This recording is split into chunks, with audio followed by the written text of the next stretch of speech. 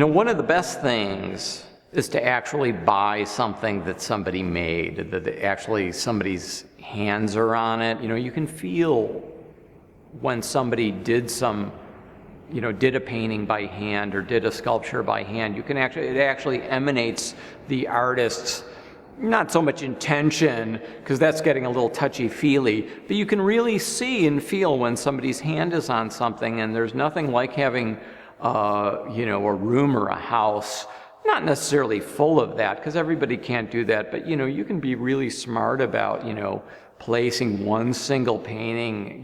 The typical thing is over your mantle, over your sofa also. Nothing's wrong with that, as like one of the main focal points for your walls, besides all the furniture and stereo equipment that you own.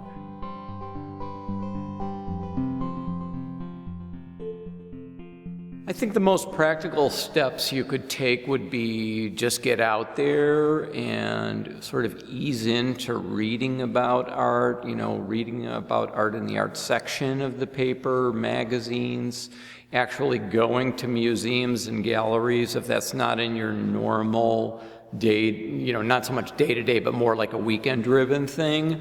I would pretty much hit the Art Institute or whatever your local museum is, and get out there, and then also hit galleries would be the next choice, or not so much a street art fair. That's like a very specific thing, and you really want to hit something that is got a little scholarship behind it.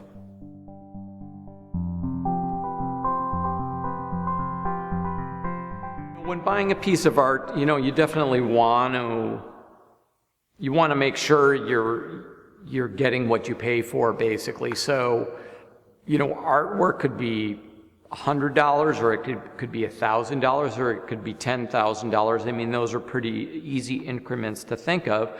And a $100 piece might be something that you bought like at a street fair, real casually, or some sort of quick sketches out of somebody's studio or something like that. Getting into the $5,000 or $10,000 price point, that's actually, you really want somebody that is either, really, their career is taken off right from the get-go, which is very rare, right out of school or something like that. But usually if something's reached that $10,000 price point, there's usually a strong resume behind that. And that's basically what you can do. You can ask the artist for their resume and bio and find out where they went to school, and if they've got other galleries besides the gallery that you're in, that kind of thing.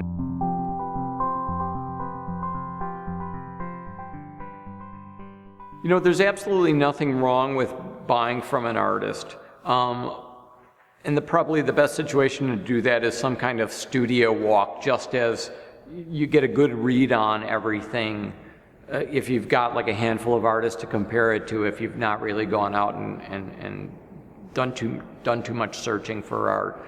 A gallery usually has like an aesthetic that they're trying to bring the artist into, whereas an artist is usually they only have they might have multiple bodies of work over a period of years or something like that, but usually that's not so much a one-trick pony by any means, because everybody develops sort of a signature style at some point or another, or a signature aesthetic for the gallery, and there might just be less choice when you buy from an artist studio.